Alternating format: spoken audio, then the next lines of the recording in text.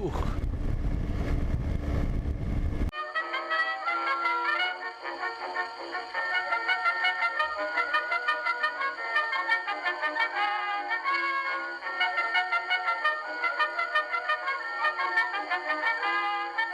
Hey everybody, it's Dick here. Today I'm on a 1997, not a 1997, I'm sorry. I'm on Shakedown's 1997 Yamaha Diversion 900. One might wonder why Shakedown has a 1997 Yamaha Diversion 900 in the UK. And I will tell you. Shakedown and I have signed up for our next adventure, which happens to be a charity event called the Longest Day Up Challenge, LDU 22. The LDU Challenge, also known as the Longest Day Challenge, is when participants ride low-cost motorcycles from end to end in the UK, either from traditionally John O'Groats to Land's End, and more recently from Land's End to John O'Groats. Every year before this year, you had to ride on a bike that was 300 pounds or less, not including tires and brakes. While this year the budget was increased to 600 pounds, which I'll tell you is not a lot of money to get a serviceable MOT'd or potentially MOT'd motorcycle to run 1,000 miles in one day. That's the other part of it. Not only do you have to run from end to end on the UK, you have to do it in less than 24 hours. So you're riding 1,000 miles in less than 24 hours on bikes that are probably not fit to ride across town. And this is the bike that's not fit to ride across town that Shakedown's taking. The 1997 Yamaha Diversion 900S. So the Yamaha Diversion 900S in this year's iteration is a 892cc inline 4-cylinder engine, 5-speed shaft driven. At date of manufacture, put out 89 horsepower and 82, I think, yeah, 82 Newton meters of torque, which ain't too shabby. I'm sure over the 66,792 miles it has covered in its lifetime, it has probably lost some of those horses and some of those Newton meters. I am taking it out on one of many Shakedown rides before the Longest Day. The Longest Day Challenge happens on the longest day of the year, June 21st, this year happening on a Tuesday. And I am taking this out on the first of its Shakedown rides by me. I had Ian Fitzgerald find me the bike down near Portsmouth, and he gave it a once-over and said, "You're probably not going to find anything better for that money." And then Radar, my buddy Radar, generously volunteered to pick it up and then did an initial service and some, wow, a lot of wind. Unlike other LDU bikes, this bike was running and MOT'd when it was purchased, so it's kind of ahead of the game. I'm taking it out for the first time to get a first impression. Now, this diversion predates my time in motorcycling. I started motorcycling when my first baby was born around the year 2000, so I'm about 22 years in on motorcycling. This being in 1997, some of the things I'm reminded of,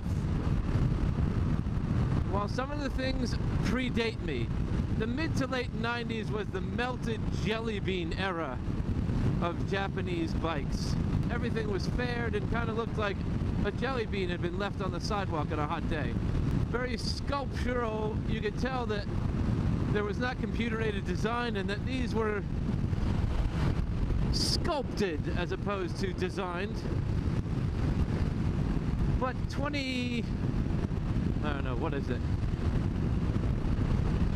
22, 23, 25 years on, they're actually quite elegant to look at, and the fairings make this bike look like it's in good nick. The Diversion was notorious for its frame rusting prematurely.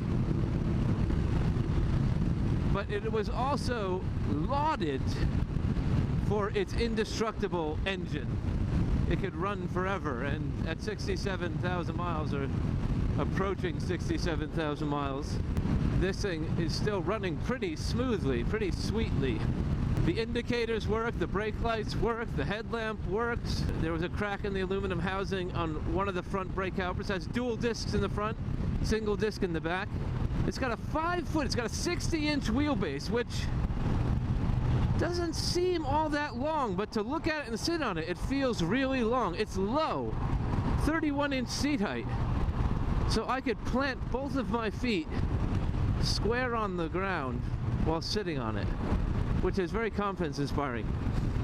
It's a sport tourer, and so a sport tourer back in the 90s was, you gotta think of like the Ninja 1000S geometry, more sport than touring. Not the Transalp or the DeVille, or any of the more what became adventure bike sport tours. Even the phasers were a bit more toury than sporty compared to this thing. My initial impressions when I was puttering around town is that the fueling is very jerky in first and second gear and does not make for smooth riding, which is surprising for an inline 4, but maybe not an inline 4 of this era. It's carbureted, so it's got 4 carburetors. It has a choke, so I had to warm it up on the choke, which didn't have to be warmed up too much because we've had this unseasonably warm weather, or early warm weather. It's 5-speed, and it kind of reminds me a bit of my Triumph, where I'm looking for that 6th gear because I think, well, I know I short shift, and so short shifting to 5th gear drops me, I'm at 3,000 RPM when I'm puttering around town, and at 3,000 RPM it's very vibey. It's very vibey. Once you get above 3,000 RPM, 4,000, 4,500, up to about 7,000 RPM, it is smooth as butter. It's vanilla. And vanilla in a good way, not in the disparaging vanilla way that people say vanilla is boring. Because I've had some really good vanilla. Anyway, yeah, still at 4,000 RPM, I'm in 5th gear, slowing down with traffic here, and I haven't gotten those vibes. I'm getting a little bit of vibes in the crotchal region, in the nifkin, in the taint, just at the base of my balls. There's a bit of a vibration, and the suspension is very stiff. I do have to admit that the undercarriage of this is rusty, like most diversions of this age, and the shock, although it has a lot more material than initial pictures and inspection showed, and after getting reassured by Bones that there's a lot more material there than I was led to believe, it is a bit dampened. But I am, on the big hits, I am thrown up and then come down hard on my balls. So I might want to wear a athletic supporter so my balls don't kind of, gravity doesn't pull my balls under between my legs, and then I smash down on my balls for longer rides. And I will suggest that for Shakedown on riding. Because it's a sportier geometry, the handlebars come down and away, and you're kind of leaning more forward on your wrists, and you can have a tendency to kind of lean on your wrists and have your wrists get tired. There is a little bit of vibration in the throttle hand, but not in the clutch hand. And this windshield, although I thought it was a little too low, the wind starts just about there. It's sending it right to my forehead, and on my full face helmet it's going over my helmet, so I'm not getting a lot of buffeting, but I do get a lot of wind noise. It is very noisy, and I wonder what a deflector would do. I don't know if it would just make more noise, but it is a very smooth wind behind this windshield.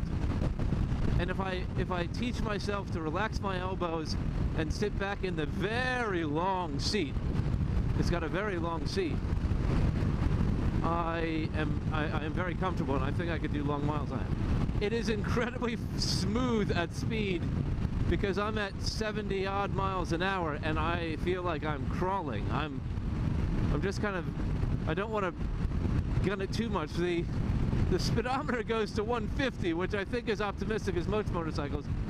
Red line is 9,500 RPM, and the tach goes all the way up to 11,000, which is not unheard of on a inline 4 Yamaha. I think my phaser goes to 12 or 13,000 RPM. It takes 18 liters of fuel, which is a lot of fuel and probably adds a lot of weight to this bike, which probably impacts the fuel efficiency of it when it's all weighted on. But man, you fill it up once and I think you could probably go for quite a long time on a full tank. I think one of those low budge, low tech cruise control apparatus contraptions might be a good idea on this bike, because my hand is already starting to feel a bit numb from the low frequency vibrations. Mirrors will need to be replaced because they're absolutely fucking useless, and they're square for some reason on this melted jelly bean, which seems like a very odd choice.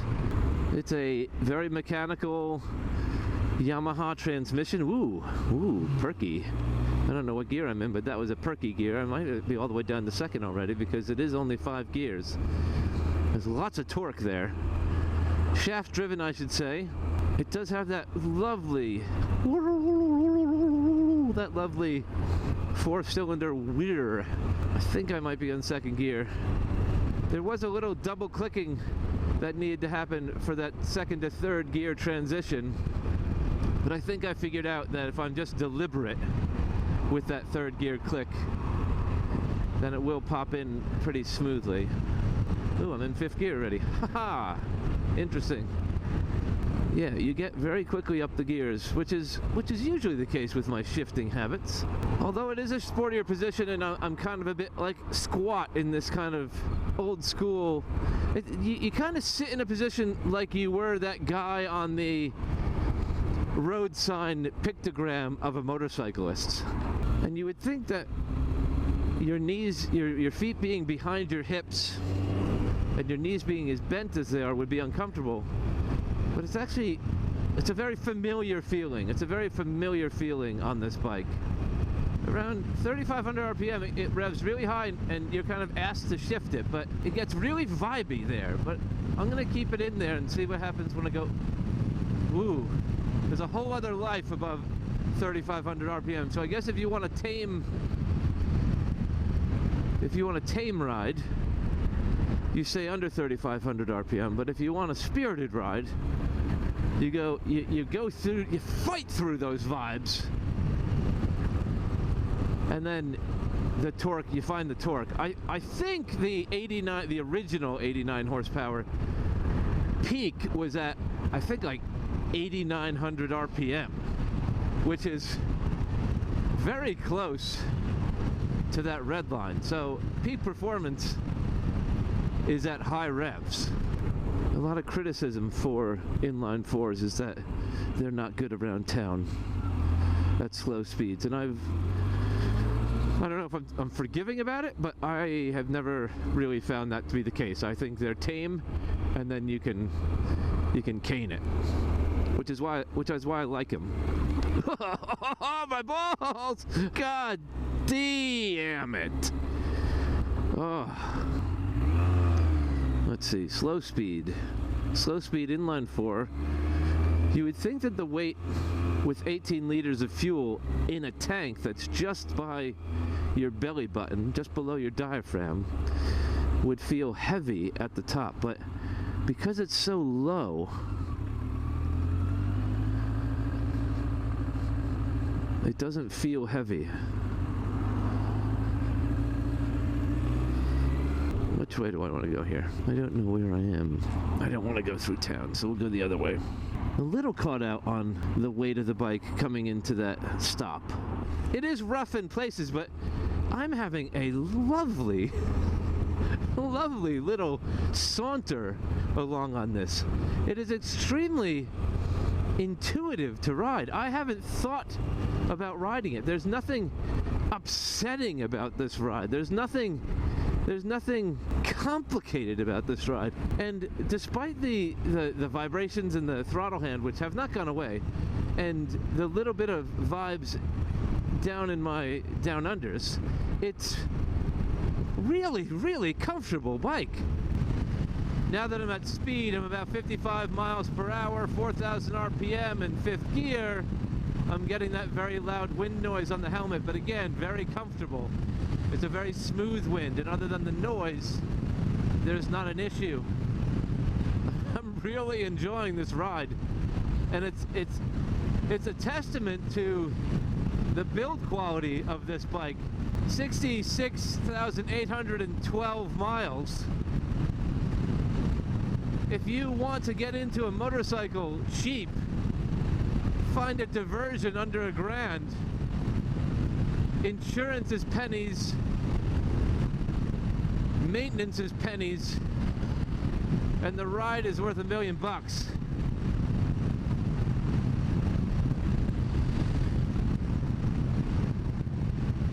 Wow. Wow.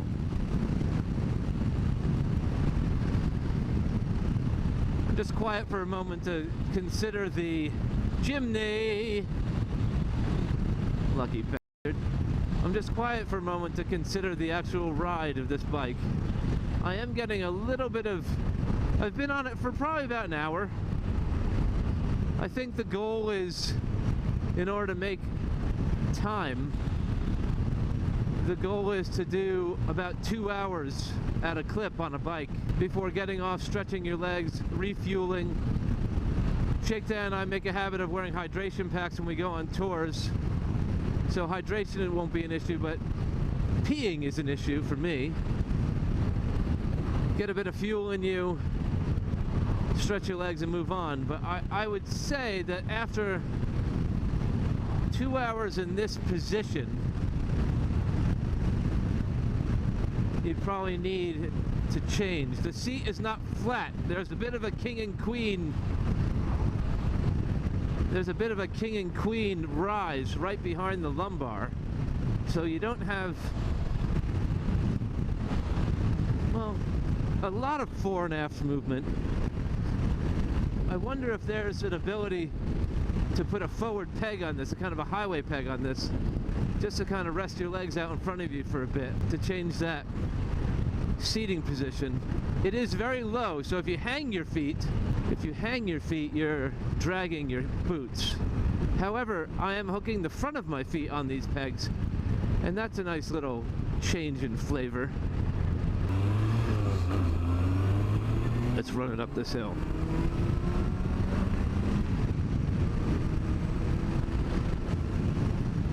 Wow, that's fun. That's fun. It does really rev. And I'm in top gear. A 6th gear would have been nice, but 1997. Ah, the engine braking of an inline 4. Glorious. Glorious. Ooh, that's fun. I'm gonna have to fix that mirror. Engine braking. Love engine braking, especially on an inline 4.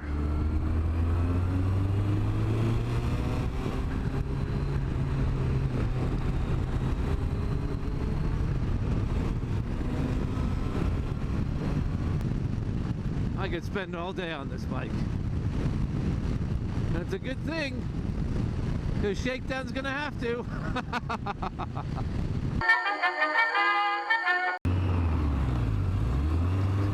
I'm not in 1st gear. Well, starting from 2nd or 3rd is pretty admirable. If you like that video and you want to see more like them, hit like, share, and subscribe.